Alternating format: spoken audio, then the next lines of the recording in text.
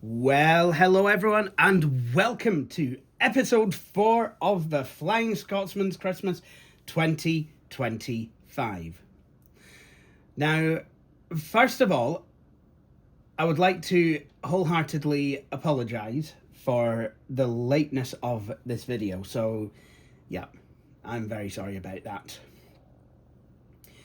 Now, unfortunately, there were a couple of reasons why this video was late. First off, I had been hoping that this video would be about mixed up fairy tales from Sierra Online.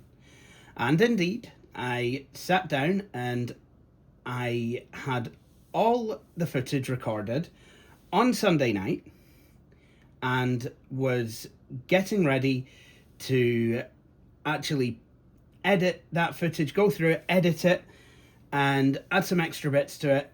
And I was going to upload it last night, and at the time of recording, this will be Friday, December the 19th, this video would have went live and became episode 4 at 10 a.m. Perfect, everyone's happy, we move on to the next video, which is also a piece of software. However, when I went to start working on this video, I realized that it had used the wrong microphone.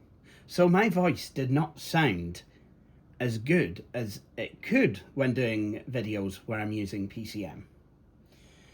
So I thought, well, I'm going to have to do it again because the viewers are going to notice. Also, I seem to remember that Adobe ran an article years and years ago that talks about, visual quality is okay, but what viewers will really notice on YouTube videos is the audio quality. And if the audio quality, I can't remember exactly what was said because it was such a long time ago, but essentially it was saying something along the lines of, if the audio quality's not that good, then people are just going to not listen. They're going to tune out. They're not going to watch a video. So, fine. I'll re-record it. It's a short video. It was about that time that the game decided to crash. So I had a few goes at it, and each time the game just crashed. It came up with new and inventive ways of crashing, and it had even crashed the previous night when I'd been playing through it to collect screenshots for the video. So I just decided to give up. And yes, I know that might be weak sauce, but not only was I dealing with a flaky VM, I was also dealing with, on Monday, I woke up quite feverish. Went to the bathroom, and it was then that I just started shivering uncontrollably. And it wasn't the kind of shivering that makes me think, well, I'm just going to go to the thermostat and just kind of hot the button, or I'm going to immediately jump back into bed. No, this was like an ill shivering. I felt a bit headachy, and I felt quite shivery. I got back into bed. It didn't stop. I turned on my blanket, and it still didn't stop. I was just,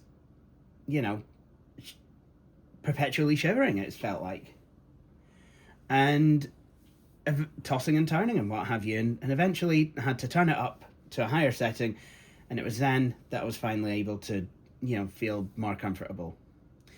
So I felt really quite headachy and quite shivery, and I just wasn't feeling great in myself. And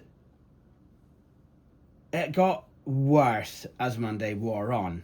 And it kind of got to the point where I was struggling with my appetite, and I was not really with it. I was out of it. I was actually like a bit delirious, I think. I just wasn't fully aware of what was going on around me.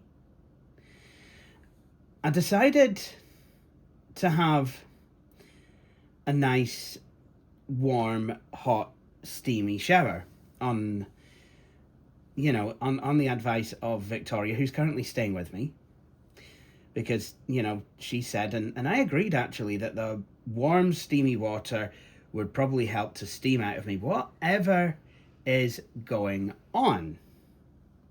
But before that, I thought I would use my diffuser, whatever it's called, the thing that you can put your face in. You can steam that like your facial sauna kind of thing.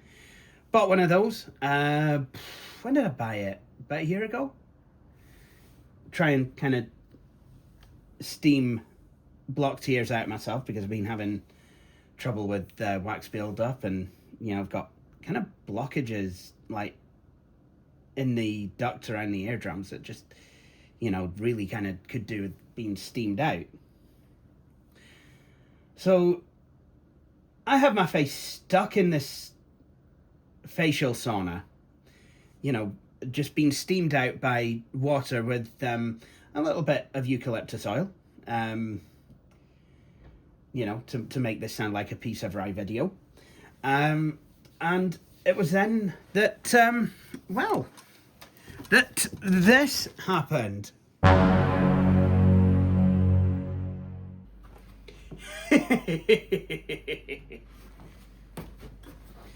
Yep, the cellulitis has returned. Now, this is not the first time that this has happened since my stay in hospital in 2021. Actually, I've not talked about it on video since staying at Dr. Gray's hospital, but actually I have had issues with cellulitis since I had it in 2021. I do tend to have it about just under once a year. So, we're not going to talk about mixed up fairy tales today. What are we going to do instead? Well, I thought that I would actually play Mixed Up Fairy Tales not on an 86 box PM, but on the Gateway 2000 instead. But to be able to do that, and to be able to make it look as good for you as it would have done with me playing it on 86 box, I'm going to need some sort of capture device that will actually work with MS-DOS resolutions, because Mixed Up Fairy Tales is a DOS game. Billy Core has one that he uses, you know, when he's capturing from his Packard Bells or his Gateway 2000 or any other machine, actually. Something by AverMedia. The LGP Lite GL310.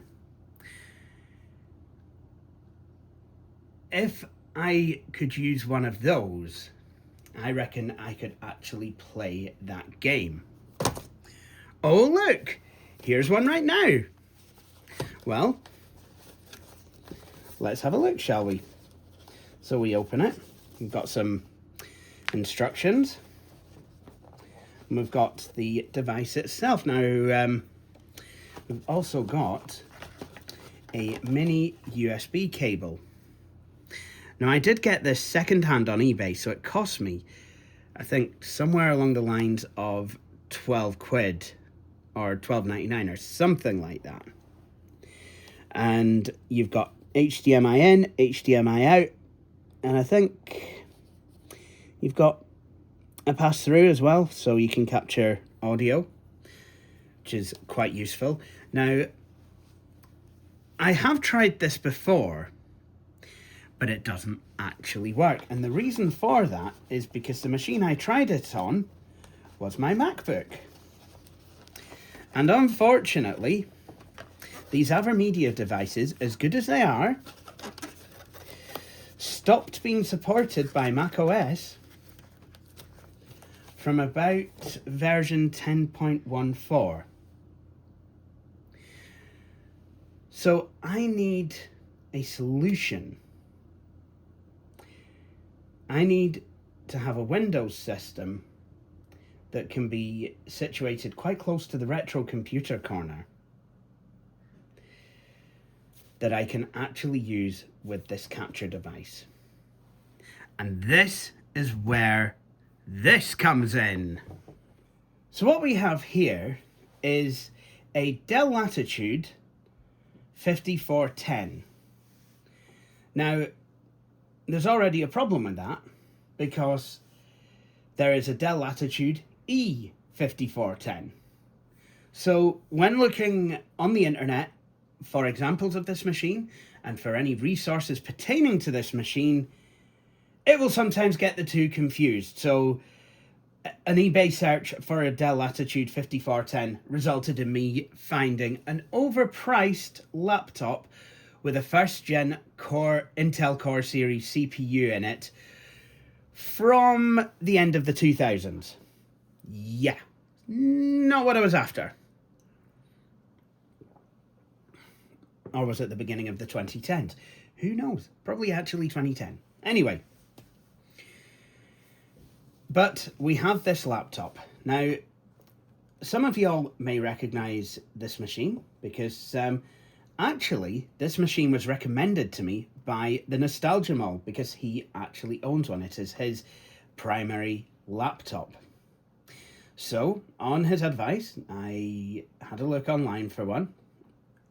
I had a couple of ideas of what I wanted it to be, what I wanted it to have, and I was able to pick up this example with 16 gigabytes of RAM. And it turned up very quickly, I might add.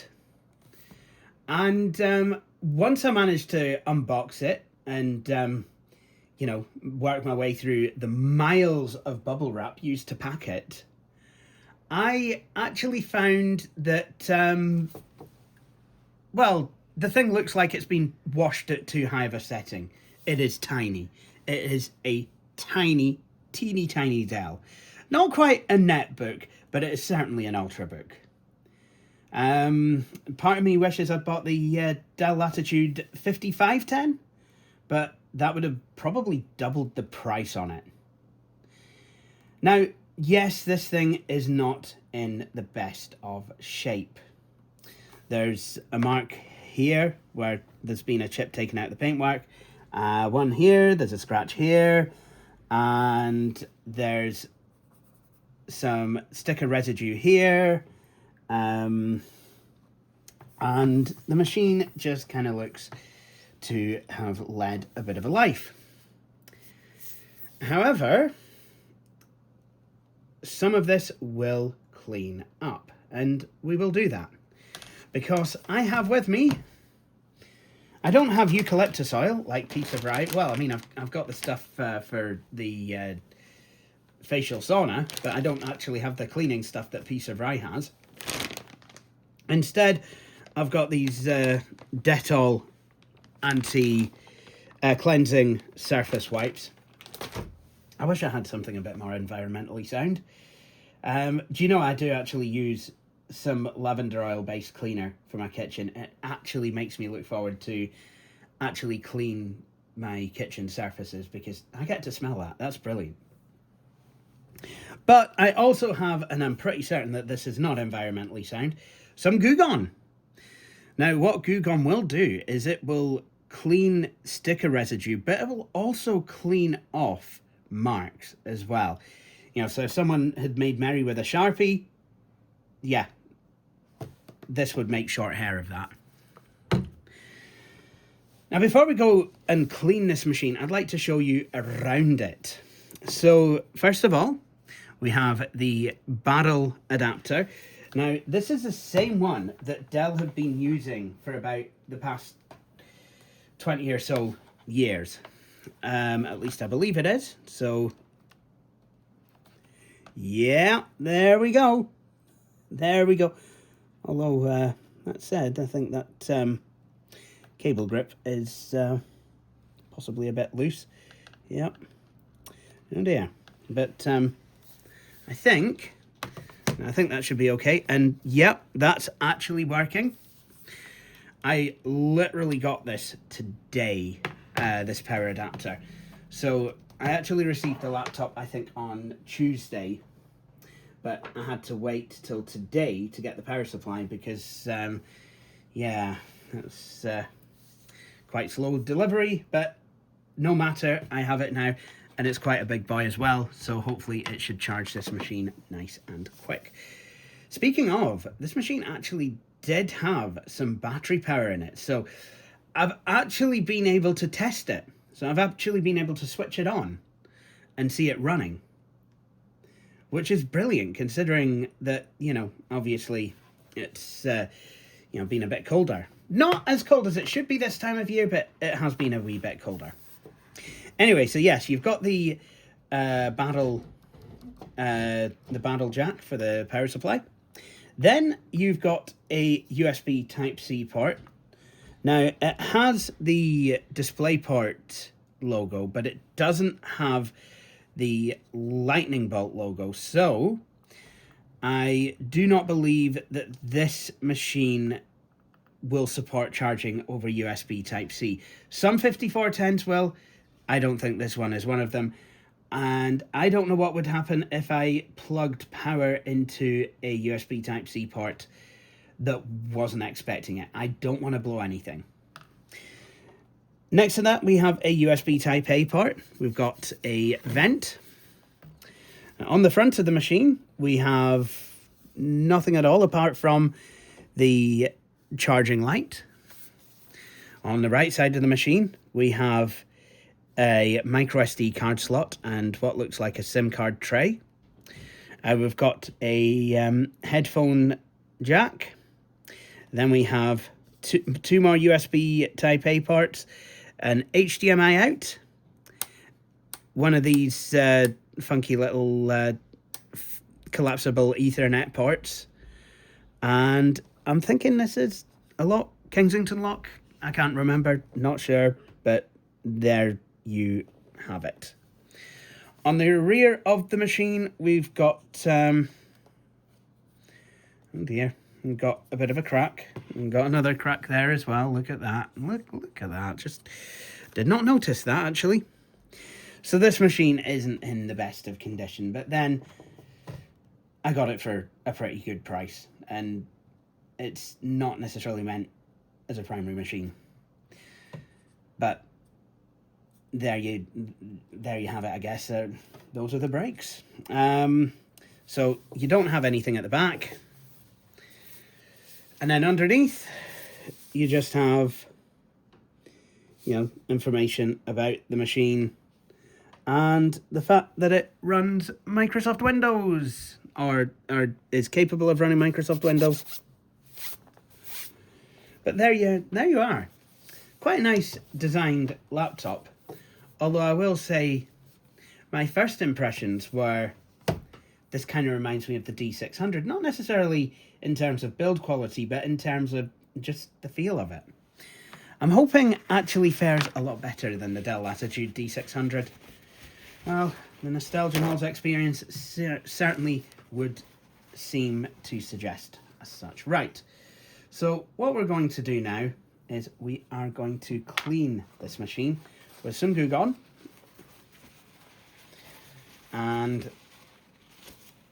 I'm just going to try and clean off this bit of sticker residue because I don't want that. There we go.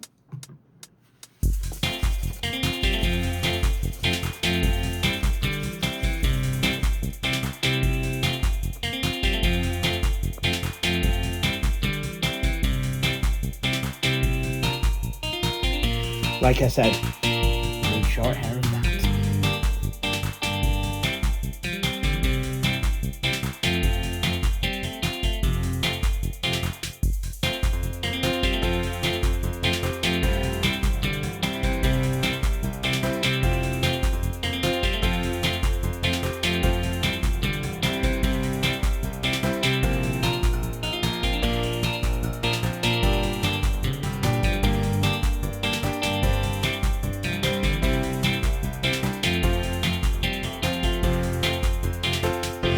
So now, I know what y'all are thinking.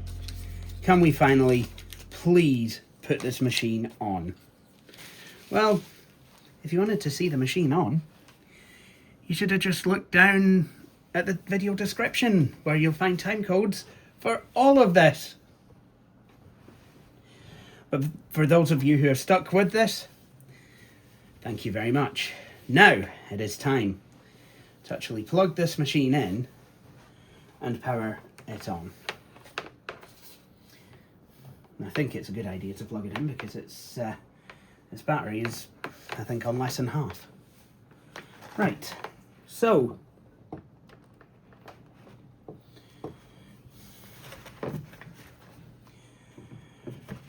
there we go.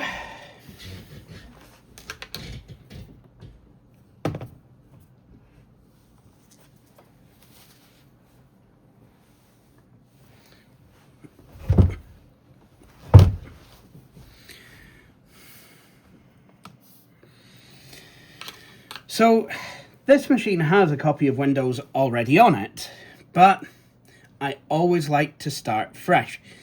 So I have a Windows 11 USB pen drive. I actually had my local computer repair shop make one up for me because I was in a bit of a situation where I didn't have one and I needed one, but didn't have the means to make one because I didn't actually have another Windows machine at the time, or any machine running Windows. So luckily my local computer shop, Northeast Peripherals, came through for me. So thank you very much once again. So I'm just going to plug this in. Now, yep, do you know what? I think, there we go. So, how are we actually booting this, actually? Before we do this, actually, shouldn't I have a look inside the BIOS? Let's do that. Now, I'm a bit nervous because this is quite a small screen, so my head is probably going to be in the way. So, system information. So, this machine has a manufacture date.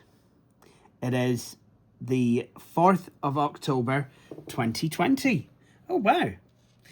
So that is when it was made. So ownership date. It was then bought on the 30th of November of 2020. So there we go. So bought right at the end of the year. Memory 16384 megabytes. DDR4, and it's got an empty slot. Oh yes. Also has an Intel Core i5 10310U CPU at 1.7 gigahertz. So very nice. Battery's charging, that is good, 42%. Windows Boot Manager, UEFI boot priority, date and time, is that correct? 19th of December, 25, yep.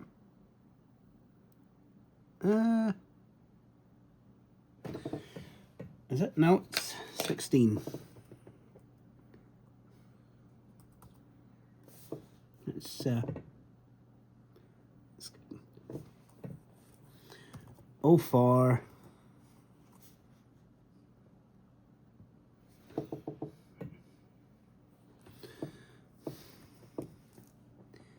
Yeah.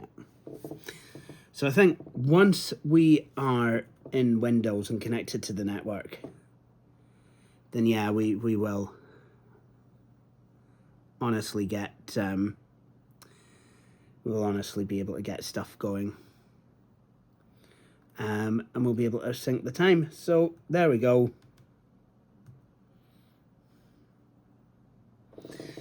So, yeah, BIOS is absolutely fine.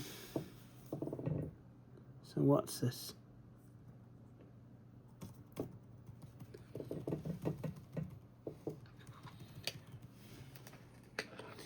Okay, so F11 is the boot menu.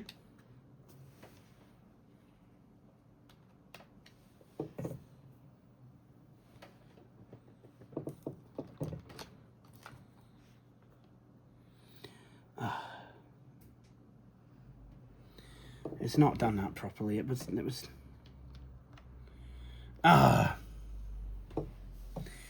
It's now booted into Windows. Look, it's not supposed to do that. Stop that immediately.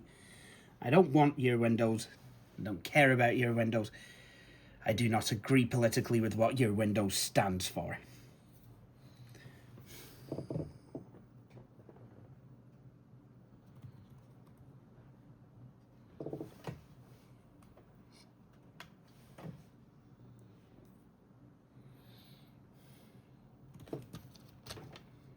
Oh, not... Okay, why is it not letting me...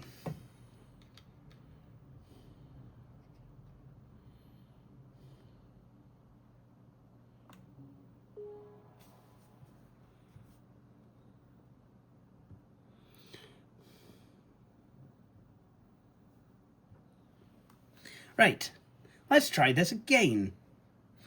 Only this time, it's actually going to work.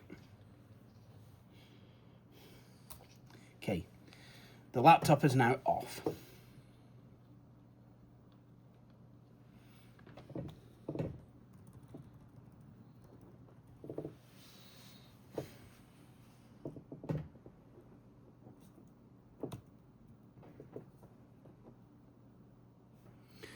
Ah, there we go. Maybe I needed to press F12 instead. So we want UEFI USB disk 3.0 partition 1. Perfect.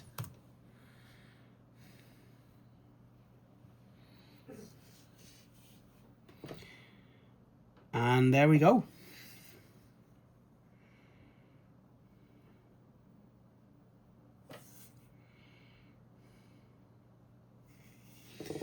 So we are in Windows 11 setup. So what we're going to do is install Windows 11. Now we want to clear the partition table on this drive. So to do that, Shift and F10, I think. Shift Fn and F10, because of course, it's a modern Windows laptop. And then I want to type disk part. I want to list disk. And I want to go select disk 0.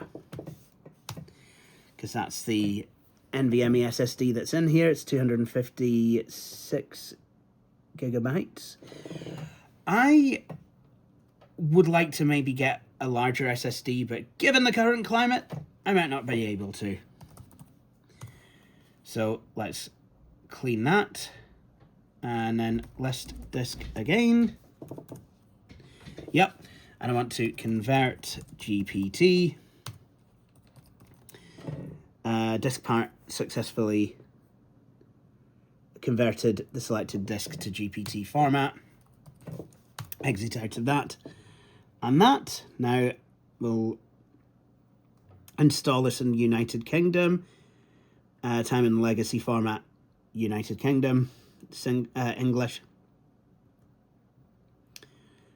Keyboard or input method. Yep, this is a UK keyboard. Install Windows 11. I agree. Everything will be deleted, including files, apps, and settings. Well, I think that horse already bolted. We're getting a few things ready. Okay. Yeah, we agree with the license terms. Okay. So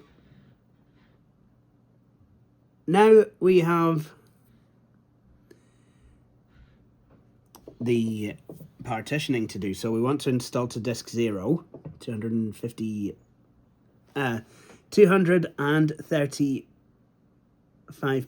gigabytes, or what, 238.5 gigabytes. So we'll select that, and literally if we just click next, then Windows will do all the partitioning for you. So then it's just confirming that you're ready to install. Yes, we are. And there we go. Now, this should not take too long on a modern system. However, I would urge you to enjoy a nice cup of tea in a compact mug, because I didn't get a Dell mug, I guess, you know.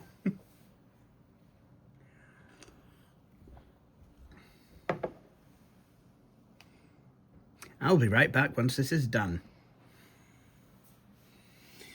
So, we are on to the first reboot.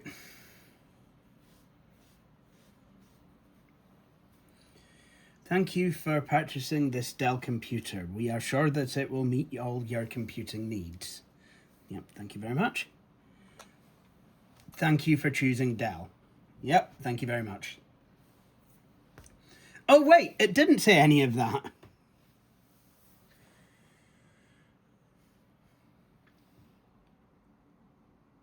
So again, this does take quite some time.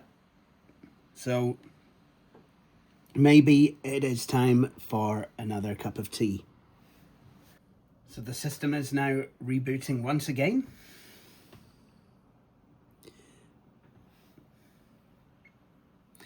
And now we are ready to enter the Windows 11 out-of-the-box experience.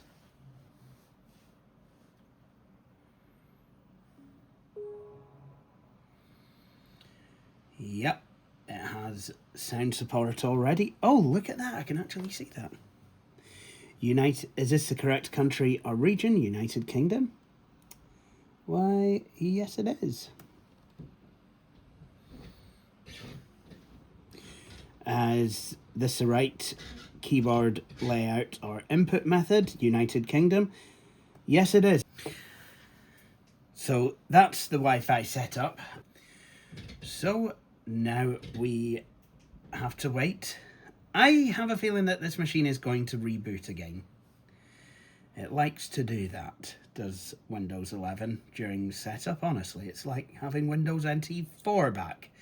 It's like, oh, you wanted to change the screen resolution. Now you will restart.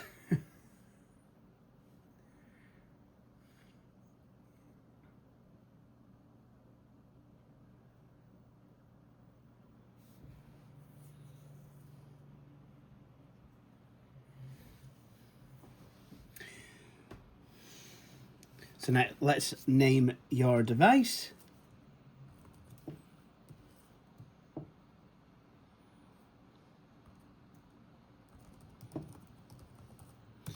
So I'm going to call this Dell Capture, because that's the primary reason I bought this machine, was so that I could use it as a capture device, but also just so that I could have another Windows box in my arsenal. Oh, and another reboot. Aren't we doing well, folks?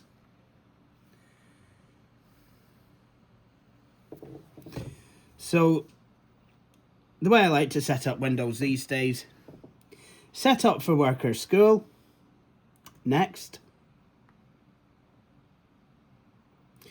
And when it gets you to sign in options, domain join instead, and then I'll just enter my name. And it'll let me make a local account, so I'll go off and do that. So now that I've set everything all up, let Microsoft apps and apps use my location. I'll let that happen, but not actually. No, we're not going to do find my device.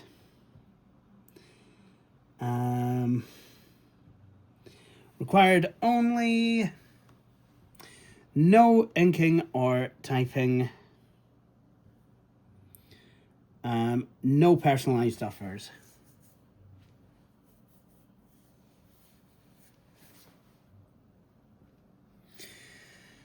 And this is now where Windows will check for updates. So it's found some, so it's going to install them. So I'm going to leave this to download and install updates. And I will be right back once it has done that. So now we are restarting the computer yet again. Hopefully the updates have now installed themselves. Well, it's certainly looking like Windows does once you've installed updates. But 7% is such a small number. Okay, 17, 18, 19 is a slightly larger number. But I don't know how long this is going to take. Do you know, there is a lot of sitting waiting around in Windows 11. But this is a 10310U processor. So it's not meant to be the fastest. It's not meant to knock your socks off. It's meant to prolong battery life. It's meant to be enough for office tasks, because that's what these Dell Latitudes are, is office machines, business machines. Except there is no such thing as a Dell Latitude anymore, because they've changed the lineup. They've got like Dell Pro and Dell Max or something now. I can't remember, but I don't like it. I liked the Dell Latitude series of machines. Kind of knew what I was getting. You know, I mean, grown up with my pal Spike having a Dell Latitude CPT, actually. And, you know, last summer, before I gave it away, I did a video about a Dell Latitude CPX. So I guess it's kind of nice that we're, you know, taking some time during TFS Christmas to see what Dell Latitudes have become in later years. I've had a lot of Dell Latitude machines. You know, right from, you know, one of the first machines, a Dell Latitude, I think it was something like a 450, that had a passive matrix display.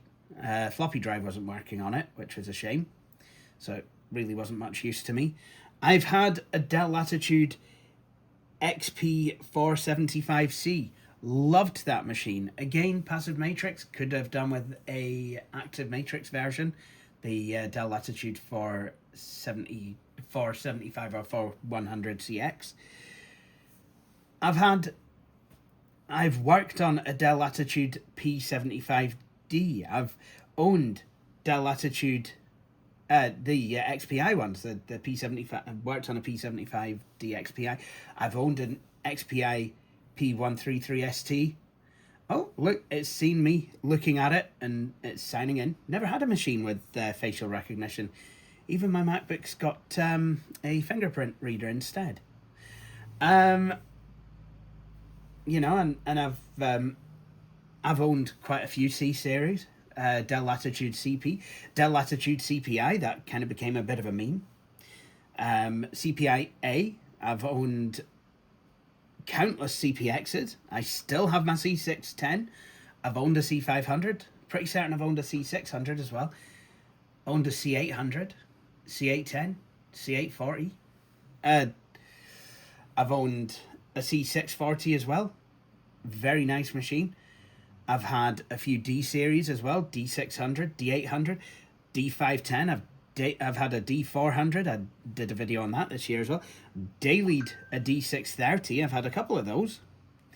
I've dailied an E6500. I had an E6400 for a while in 2018. And I've also had I've now had this. I've had quite a lot of Dell Latitude machines. My 6540, my Dell Latitude E6540 actually. Let me tell you about that. That came crashing down off of a hospital trolley. I was linked to an infusion pump and needed to use a bathroom, which meant I needed to take that with me. Unfortunately, the stand that the infusion pump was on got caught on the cable of my charging my Dell Latitude, and it kind of dragged the machine off of the little trolley thing and onto the floor instead.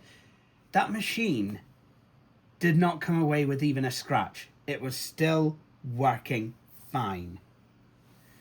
So, am I sad to say goodbye to the Latitude series? Yes, I am. And I also have this to say.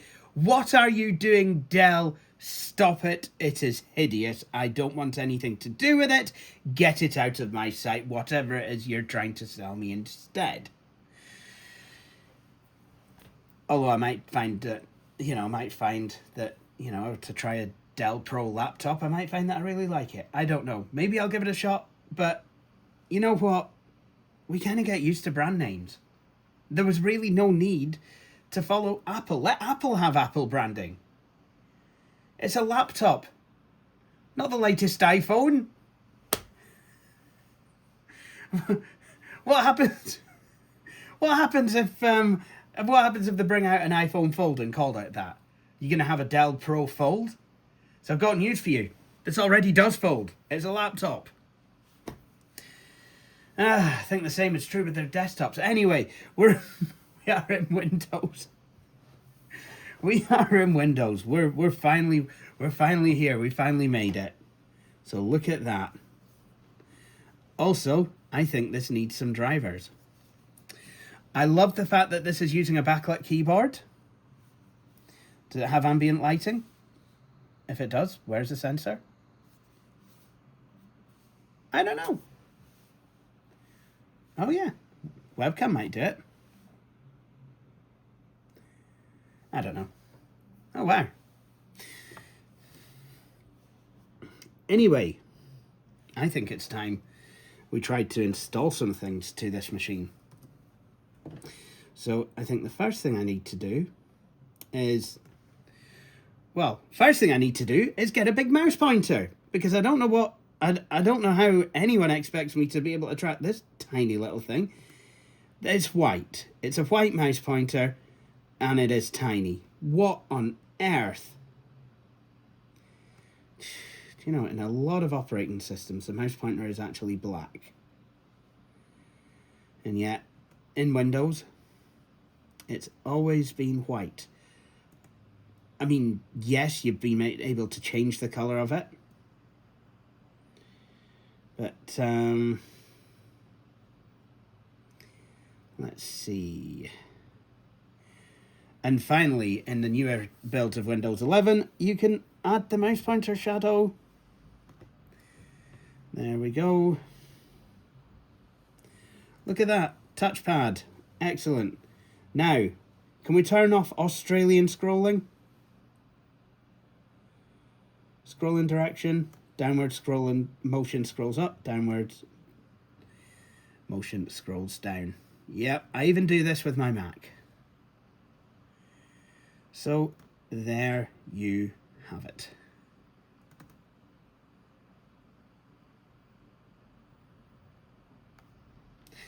So what I think I need to do is I need to go to Dell's website and get some drivers. So, we're on Dell's website, and I do apologize once again. I'm going to need the magnifier. This machine is getting quite toasty. And to be honest, it also smells quite hot. Actually, I'm going to take my flash drive back. So, yeah, keeping cool. Probably not one of the 10th gen's strengths. Actually, I don't think it is anyway. My 10300H would need the fan running quite often. Speaking of fan noise, this is more like a gentle breeze than a jet engine.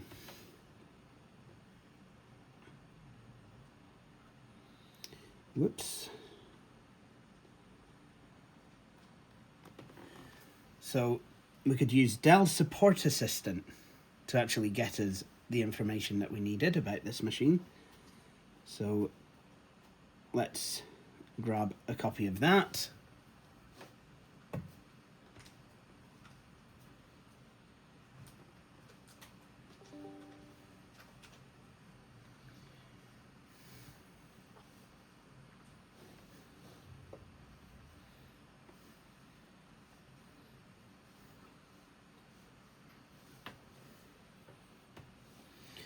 So let's see how well this runs. Oh, look, there we go. We're getting things ready for you. What are we on now? Windows 10.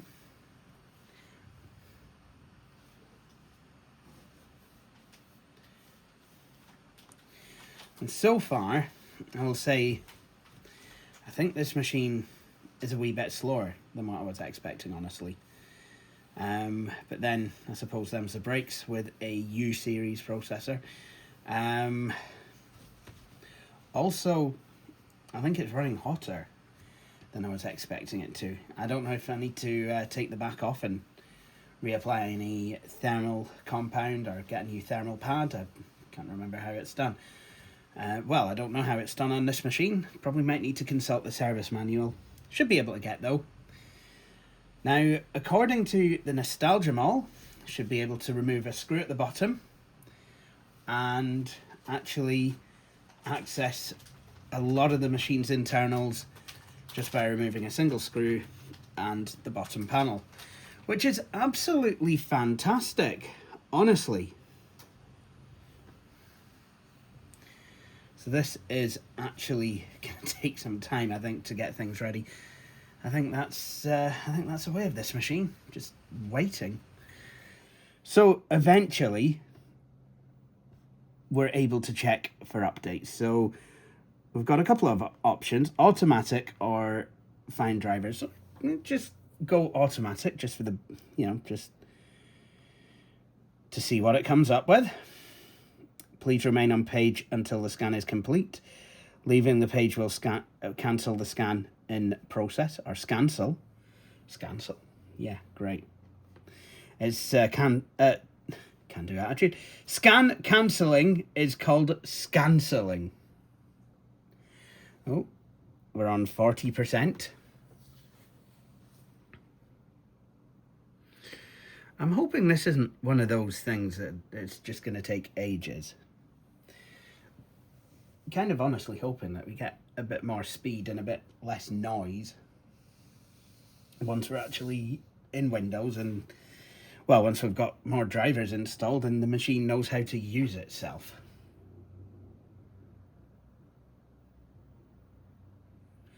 I do apologise for that noise. I don't know what's going on there.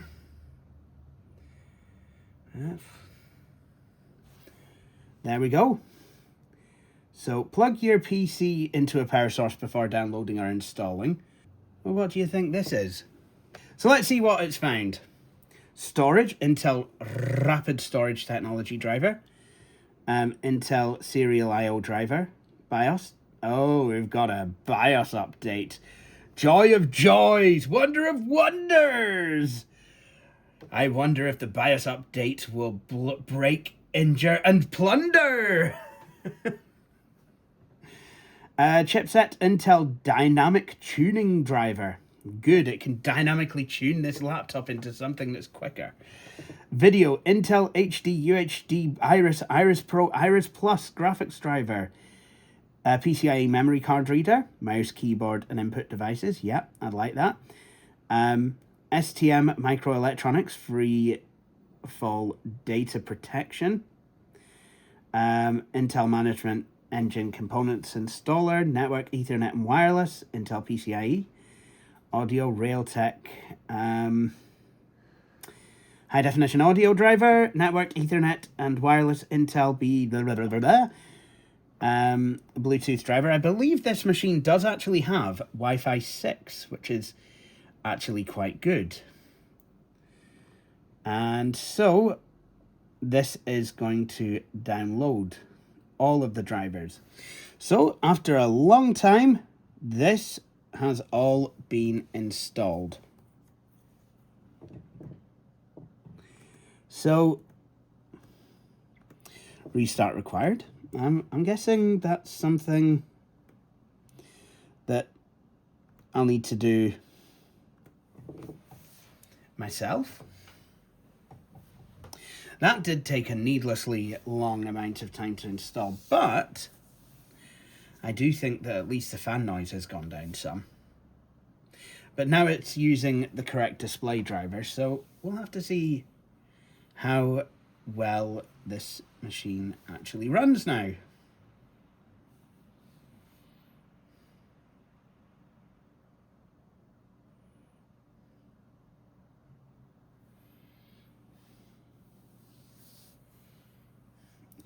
Oh, yes. I completely forgot about that. There is a BIOS update. So, this is what I like to call brown trousers time. However, before you put on your coffee-coloured kicks, there is one thing that makes it a bit less risky on laptops to update the BIOS, and that is the fact that the laptop has a battery in it. So even if the power goes, the machine will still be running. Unlike with a desktop, where you'd have to hope that while you're updating the BIOS that now is not the time a power cut should occur. I think this will probably also update the Intel Management Engine firmware as well. That's always a good thing to happen. So I guess we've just got to let it do what it's got to do. Normally, I will say, and I will say this to anyone, unless you have a major issue with your computer, and you've tried all the usual steps, including reinstalling your operating system, I would say do not update the BIOS. If your machine is running well, leave it alone. Like literally, unless the manufacturer of your computer comes out and turns around and says, look, we found a security issue, you are going to need to update the BIOS. Unless there's that, or you have a problem that you can't solve even through a reinstall of your operating system, don't update the BIOS if you don't need to. Now, when you're working with OEM machines like this Dell, or actually like my old Asus Tough Gaming machine, which was my last Windows laptop, you know, they tend to kind of update the BIOS automatically. Actually, my mum got such a thing happen to her. She phoned me up, said, my laptop's done such and such a thing. What should I do? Like, you know, updating the firmware. I'm like, can you put, you know, we were on a platform that allowed for video at the time, so I got her to put her video on. Of course, her laptop had taken itself off to download the latest firmware from Asus's website, and was actually in the BIOS asking if it was safe, if it was okay to update the firmware. Yeah. Completely new interface that people won't recognize. Really wise there, Asus. Really wise. But, you know, if it actually makes things run properly, then yeah. This, well, it's just a Dell logo, and it's just a progress bar. So, if a novice is faced with this, if they don't know what any of this other stuff means, probably will at least know to wait until the bar goes blue all the way to the end. And, you know, knowing that hopefully their operating system will start once the BIOS update has been completed. I think it's got to do some more updating. So, yeah. So now the machine has restarted. So let's see if we've managed to break anything.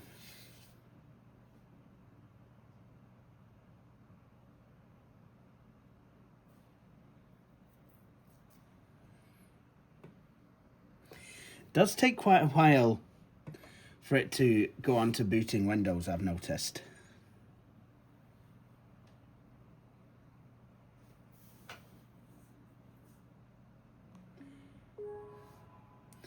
Okay, now let's, I wonder if it's, there we go. It's like, let's just see who you are. Oh, hi Jay. Hi laptop.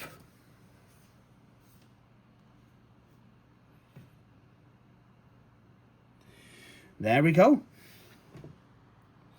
So now we've got Dell Fall Data Protection, Intel Graphics Command Center. Oh, we could go in there, we could command some graphics. I wonder what graphics we'll command. Intel Optane Memory and Storage Management. Yeah, that's... Yep, and then Dell Support Assistant. And then, yeah. So the Dell Data Protection. Yes, and apparently that's temporarily disabled. Okay. Well, okay then. I don't actually think there is a spinning drive in this box. Well, not that it's really a box, so I don't think we need it. So there we are.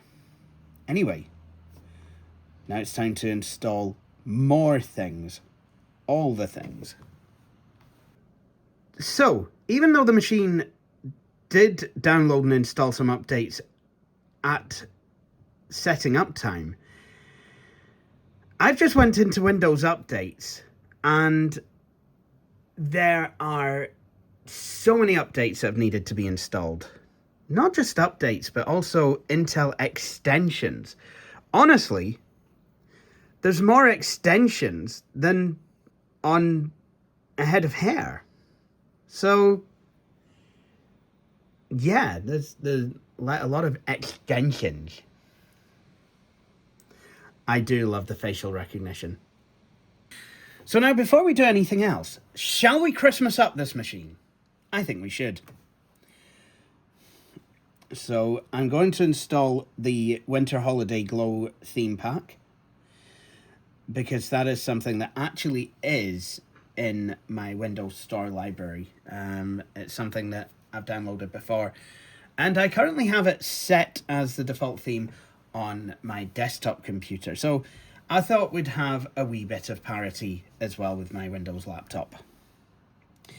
And while we're installing that, by going to Library in the Microsoft Store, you can download and install some other things as well. So, for example, I could use, Windows Defender. I could put Mahjong on here.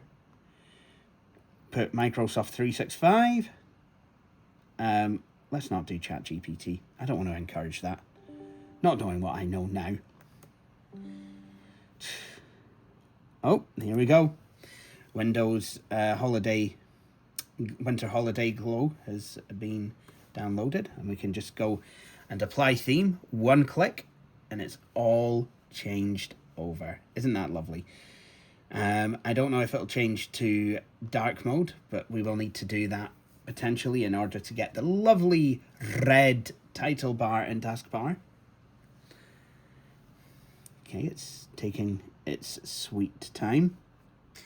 And there we go. We have the theme. Look at that. That is very festive. I like it. Let's continue on installing programs. So the Nostalgia Mod was talking about gaming on his machine. Gaming on his Dell Latitude 5410. Can he play this game? I'm going to suggest that unless he plays about with the settings, probably not.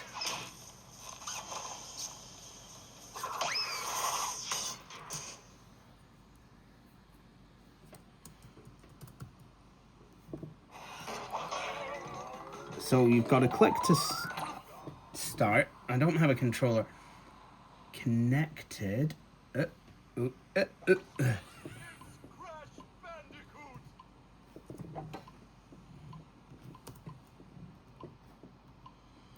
So,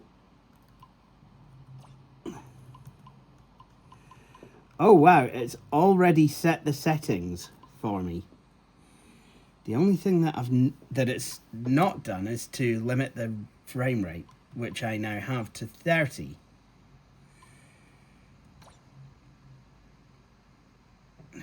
And honestly, now when I had my Dell Latitude E6540, I found that I could kind of play this game at 640 by 480. I don't know why I did it. I did it just to prove that I could. But this is no Asus Tough gaming laptop. This...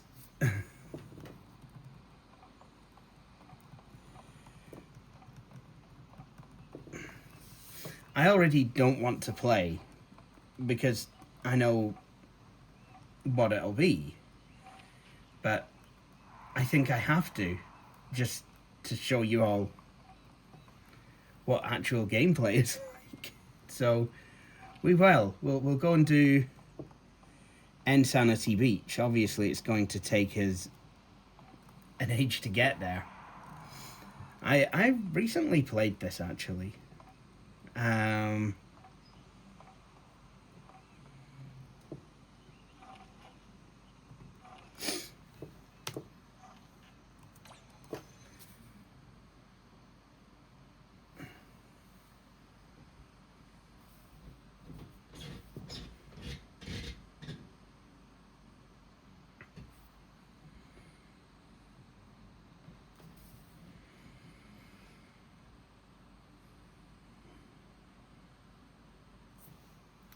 what it's doing now is loading. Right, okay. We're started. Animations are missing a whole bunch of frames.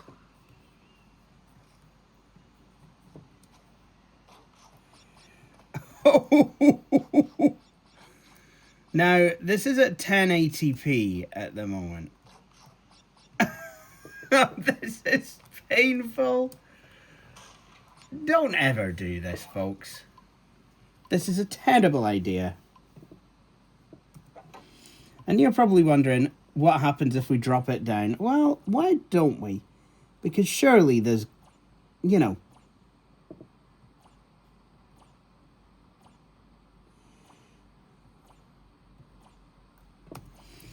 So, yeah, what we're going to do is we'll drop it down to 720.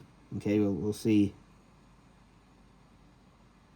So it can't show us. It can't do full screen in 720. And this is slightly better. It's almost playable, but it's tiny now.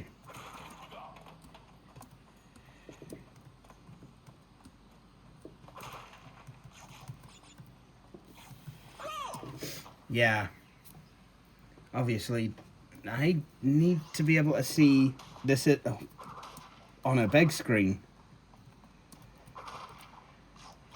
I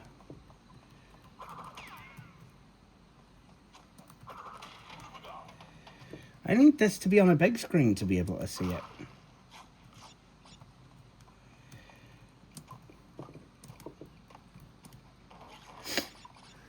But then, if you're buying a Dell Latitude 5410, you're not buying it to game on. So, this really is a moot point.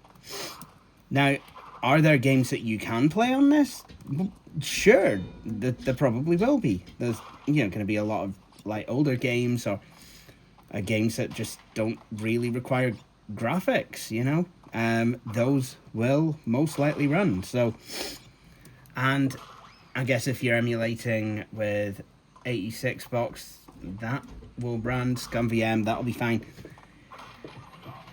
But if you're looking to play something that needs a wee bit of 3D poke, then yeah, you're not going to be in a good situation with that. So just don't. Anyway, I'm going to go off and delete this game off of my laptop now and continue setting it up. So it's the next day. It's Saturday the the 20th of December. And one thing that I have noticed is that this laptop can run very, very hot. So because of that, what I would like to do is to go in and see, you know, if I can actually, which is the right screw here, see if I can actually go in and repaste the CPU cooler and the chipset cooler and whatnot. Now, to get into this machine, you know, to do normal cursory upgrades, apparently it's very simple according to the Nostalgia Mall. You've just got the one screw.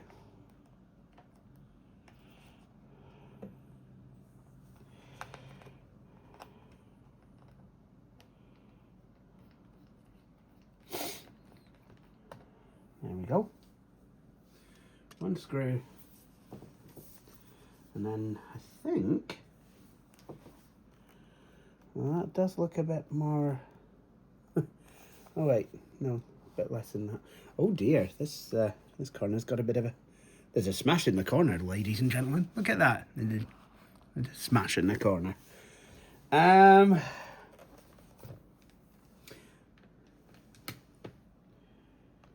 No, maybe he didn't say one screw. Maybe the Nostalgia Mall said just remove the screws off the bottom and then you'll be able to pull the bottom off and then access everything from the bottom, which does seem like that would be a thing. Now, I have been onto Dell's website and they do in fact have quite a comprehensive disassembly guide. It's kind of interactive as well, because it's like, you know, if you talk about the kind of thing that you want to remove. So for example, I went on there yesterday and said, yeah, okay, I want to remove the CPU cooler. See, these captive screws. Well, we'll find out. And yeah, do you know what? I think these are captive screws, actually. That's fantastic. So that's fewer screws to leave lying about. So I went on and said, and you know, selected that I wanted to remove the CPU cooler, and as is the case with other disassembly guides, it said, well, to be able to do that, there's a whole host of other things you're going to need to remove. So for example, you'll need to remove the base, which we're doing now. You need to remove the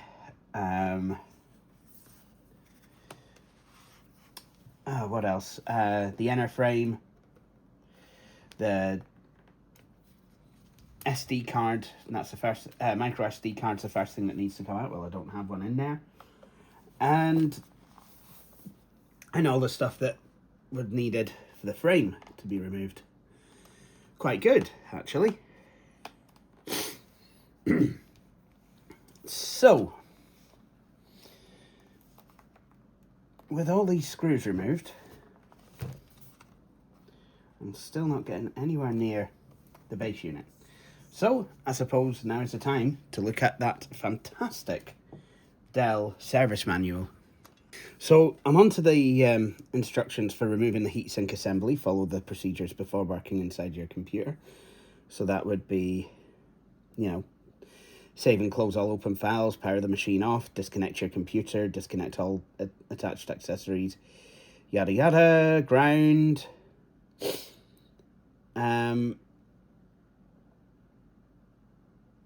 Press and hold the power button for 5 seconds to ground the system board. Place the computer face down. Now that bit I didn't do. But if we then go back, the way, we get this stupid feedback pop-up, and then we go base cover. Now we are going to see the mystery unfold. Using a plastic scribe, pry the base cover from the top left corner and continue to work the sides to open the case. Yes. So there we go. But before we can do that, I suppose we better ground this machine.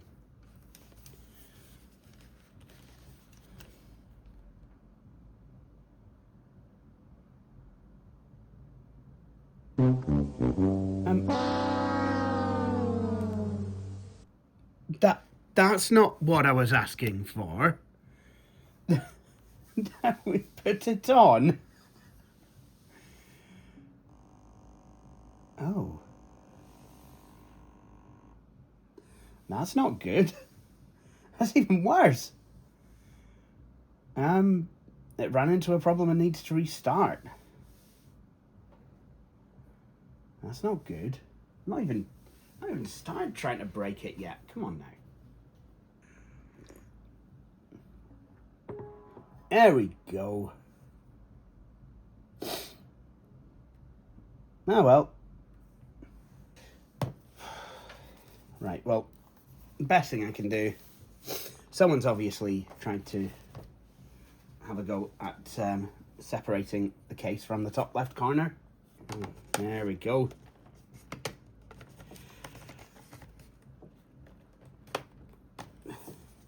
Definitely want to use plastic tools for these sorts of things, because metal, yeah, you could end up damaging something, scratching something, shorting something. You know, it's not something that you want. Already, we're actually, well,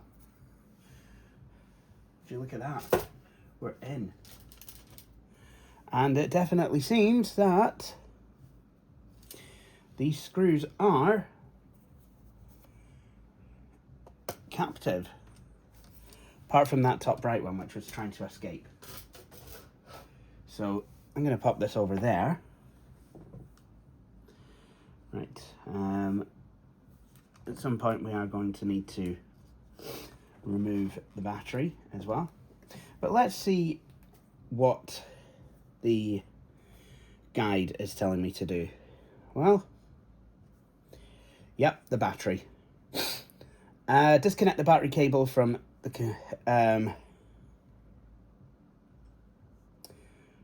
connector on the system board. So yeah, that's now how do I do that? What kind of a motion do I need to disconnect this battery? Can I just pull it away? Do I pull it up, or do I pull it out? I don't know.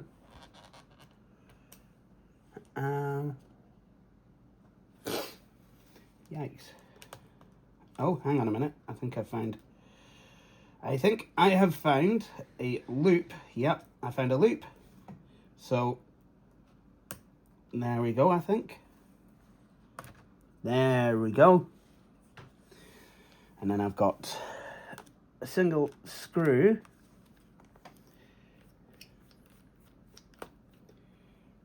There we go. And then I think I should be able to just lift that out. So now the machine is completely off. Now there are a few more things that I am going to need to remove. And I think while we're in here, we've answered our question once and for all. Does this have a W1 card? And I can categorically say that no, it doesn't. Because there is where one would be fitted. So, yeah, at some point, we want to try and get at that. But before we do,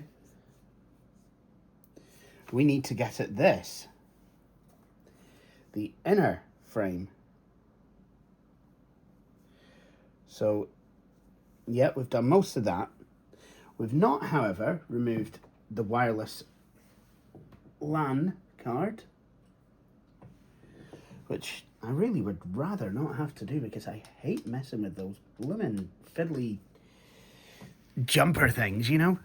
Not jumper things, the cables. I have to see what... There we go.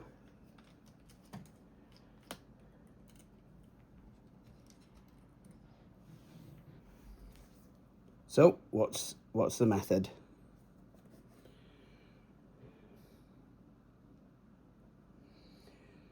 Okay, disconnect. Remove the WLAN card bracket that secures the WLAN cable antennas.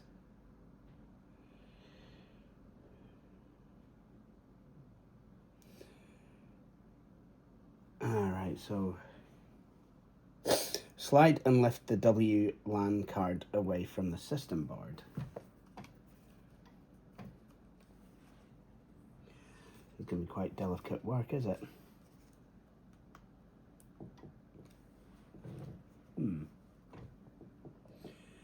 Honestly,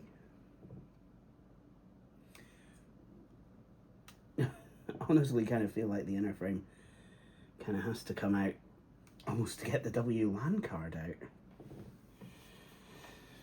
Oh well, do you know what? I think we'll try just removing the inner frame.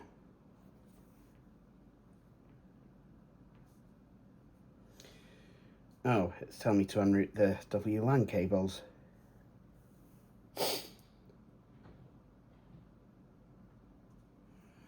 Yeah, this is the bit that I've been a bit afraid of, honestly. I'm not going to lie.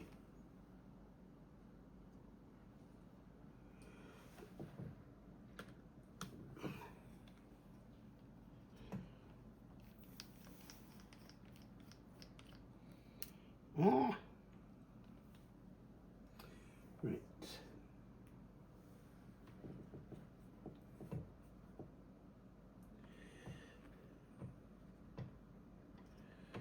I suppose it's the W1 cables. Could be unrouted.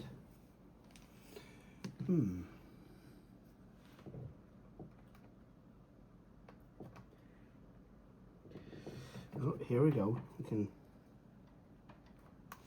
There we go. We can get that out. Right. So it's white to the left. Again, I just want to say I would like to renew my objection to these wireless cables.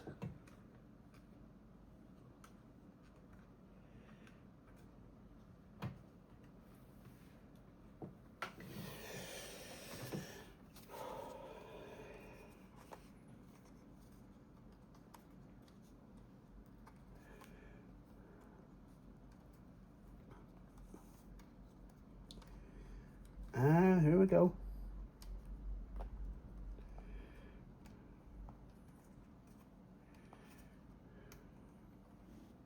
So it's white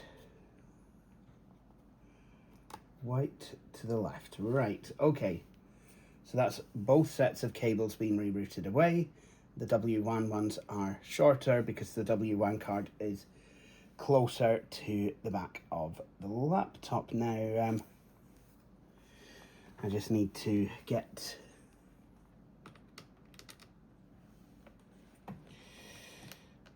that.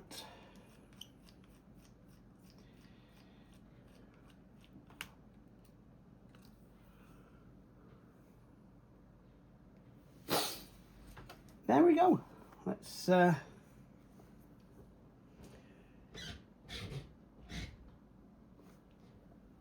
continue disassembling this.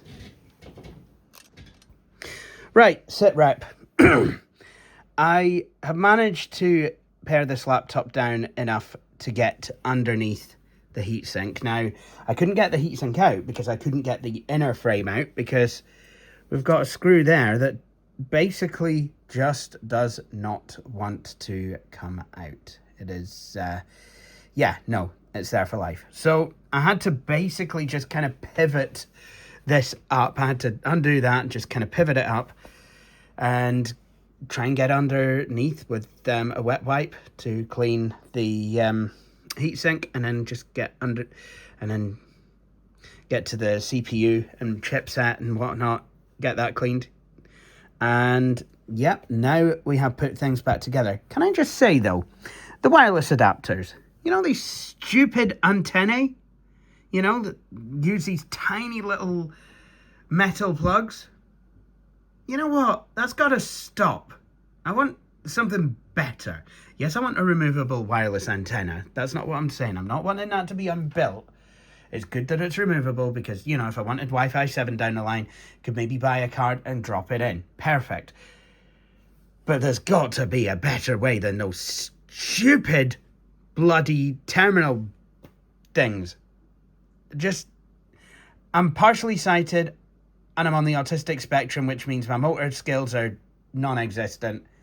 This has got to stop. Right, anyway, what we need to do now is put the battery back in and, yeah, then we'll be about ready to take this machine for a test toast.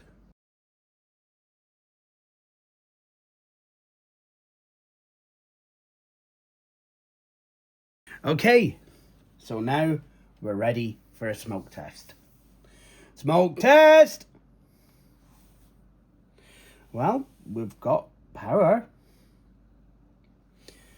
And we've got display. Now, have I managed to break the SSD? Nope, I've not done that either. And I've even got Windows Hello to work. Look at that. Hello, Jay. Hello. And there we go. We even have Wi-Fi. So hopefully we will have not broken this machine. Now, I didn't take temperature readings from the CPU before I did this work, but I'm hoping that the proof in the pudding is that the machine won't smell hot while I'm using it. Because it used to get hot all around there, which is where the fan is. So, I mean, I guess that is a thing.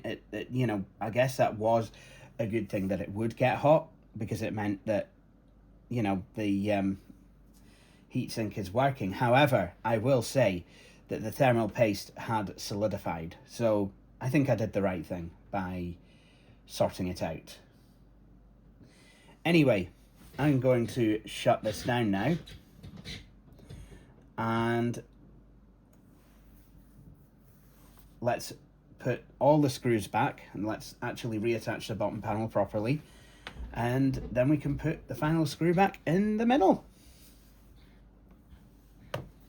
So we are back and the machine's butt is properly fixed there and is now securely attached, which is what you want.